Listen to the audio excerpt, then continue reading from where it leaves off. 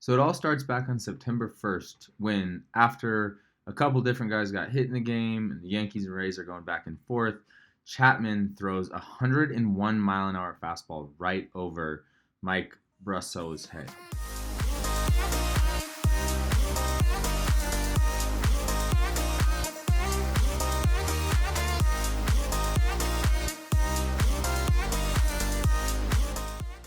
So they issue warnings, and then Chapman strikes him out to end the game. He ends up striking out. After the strikeout, a little stare down from Chapman, and then Brosseau gets a little bit upset, starts yelling at Chapman. The benches then clear. Bullpen comes in for the Yankees. They're yelling at each other. They're flexing on each other. Everybody's all upset.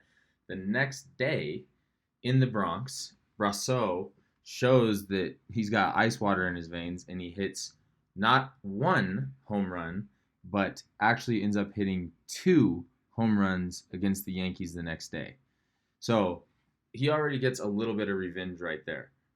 But the other really cool piece of context that you need to have is the actual backstory for Mike Brosseau. He was a guy that went to a smaller D1 and then ended up signing a free agent contract with the Rays after he went undrafted. He wasn't even drafted out of college, and now he's scraped, clawed, done everything he can to get himself all the way up to the big leagues, and now he's playing a very significant role, obviously, for the best team in the AL. Really cool to see, and kind of a hard guy to not root for.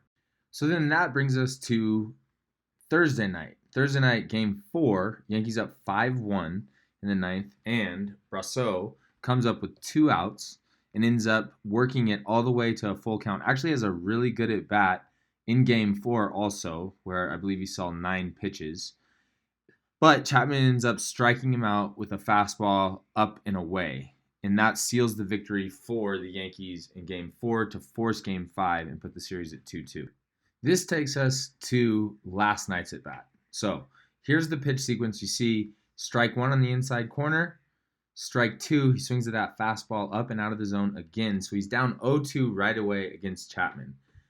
0-2 pitch, Chapman delivers. He throws this split finger, which is a brand new pitch for him, and he just misses, barely misses outside. You can tell he wanted it, but it is off the plate outside, just barely misses. Great eye right there by Brosseau. Then 1-2, he takes another high fastball, gets it to 2-2, and you can see Ji-Man Choi was cheering for his teammate right there. He was the guy that Brosseau went in for. Anyways, 2-2, he throws a slider down and in. Brosseau's hanging tough, battles, fights that one off, gets another fastball, kind of right down the middle, just misses it, little head nod, like, okay, I got this, feeling it, I'm back on it. Another fastball in, just misses, 101 to force it to a full count, 3-2. Now, again, good spot, pretty good stick there by Sanchez, gets to 3-2, and now there's a slider on the inner half, and he hammers it into the third deck, but well foul. So at this point, he's seen 8 pitches. Also, had a great at bat against him the night prior. Gets another fastball, 3-2, right on it. Fouls it right back. Feels like maybe he's getting his timing on that fastball. Here it is. Boom, 3-2, 100-mile-an-hour pitch in the inner half. Is he cheating to get to it? I don't know, but he finds barrel and sneaks it over that left field fence for the go-ahead home run. 1-1, bottom 8. And now they have a 2-1 lead with a chance to end up closing out the Yankees, winning the divisional series, and go to that ALCS against the Astros. And you can see Brosseau is pumped. All his teammates are super fired up for him. Ji-Man Choi is there at the top step, ready to greet him right away. That's, again, the guy that got taken out for him. So as I'm sitting here watching this last night, I just keep thinking to myself, my goodness, there's so many wonderful, teachable moments in this at-bat. First and foremost, I've mentioned it a couple times, but Ji-Man Choi being on the top step of the dugout, being 100% behind his teammate. Yes, it's the ALDS, but it's such a great example of how to be a good teammate and how to always have your guys back, regardless of the situation. If you got taken out for him, whatever the case may be, you're going to be behind your guys 100%. And the more that you can start to accept that as a teammate, work hard to accept your role, and do all you can to help the team win, What it does is it starts to help relieve pressure on your own individual performance. If you make it about the team winning, if you make it about doing everything that you can to help contribute to a winning team, then there's less pressure on you individually. It becomes less about just your individual stats. And it can be a really good way to help relieve any of that internal tension or pressure that you might feel. Now, the next piece of it is approach. And looking at this at bat and looking at what he does, especially after he gets to 2 strikes, which is basically the whole at bat because he gets down 0-2 right away. But the way that he's able to battle, the way that he's able to continue to add pitches, we talk about this all the time. Once we get to 2 strikes, it needs to be less about the result and more about reframing success into adding pitches. Every single pitch that you can add once you get to 2 strikes should be framed as a win for you as a hitter. And every single one of those pitches that you add, you start to gain more confidence. You become more comfortable, just as Brosseau did in this at bat. You could see as the at bat progressed that he starts to get more and more comfortable. He becomes more on time with the fastball. He starts to get a little bit more swagger. He's feeling better about it. Now, again, you're not going to hit a home run every time you add pitches. You're not going to get a hit every time. A lot of times it ends up in a strikeout. It ends up in an out. That's okay. The point of the whole thing is that if you're bought into trying to help the team win, then every single pitch you add helps the team as a unit, helps to try to get whatever pitcher's in the game, get his pitch count up, and hopefully get him out of the game. Gives you an opportunity to see more and more pitches.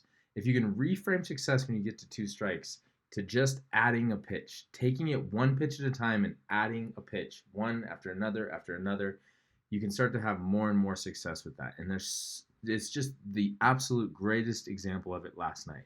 The second thing we always like to talk about once we get to 2 strikes is taking the foul lines out of it, which again, look at that slider that he hit right there, about 70 feet foul. That's a huge part of it also. Don't try to keep things fair. Because if we're just trying to add pitches, fouling something off is just fine. What does that mean? That inside fastball, don't try to inside out it to keep it fair. Let yourself turn on it and pull it into the third base dugout, right? Overall, it's really important that you take the foul lines out of it and try to reframe success into adding a pitch. And if you can do that, you can wear a guy down and maybe get that fastball in the inner half and deposit it over the left field fence like Brosseau did right here. So the last little piece of it that I want to look at is his post-game interviews and get an idea of what his mental state was. So take a look at these real quick. When you're down 0-2, you just really got to battle. He's got outstanding stuff. Try to find a barrel, try to elevate it a little bit and make solid contact and try to make something happen. So notice how he's not thinking about mechanics at all. He's talking about battling and just trying to find a barrel. Remember, when you're in game facing live pitching, you shouldn't be thinking about mechanics. You should be thinking about approach and timing. Congratulations. You're standing on deck, staring down Chapman in the 8th. What are you thinking? Yeah, obviously just try to get a run around, get the next guy up, but the thing is we knew that hits were coming not very often today. It's a pitcher's duel. Hats off to Cole. He did what he does day in, day out. Their bullpen's outstanding. So yeah, obviously going out there trying to find a barrel, hopefully lift one, and thankfully it happened. Did you know it off the bat? I knew it felt good. I haven't had much playing time here, so it's kind of hard to read the dimensions, especially from daytime to nighttime, but it felt good off the bat. I'm sure it felt good. After 101 to the head from Chapman, a little revenge? No revenge. We put that in the past. We came here to win a series. We came here to move on, do what we do best, and that's play our game. From undrafted to postseason hero. How did that sound? Sounds amazing. And how about a meeting with the Astros up next? Yeah, looking forward to it. They've been the team to beat the last few years.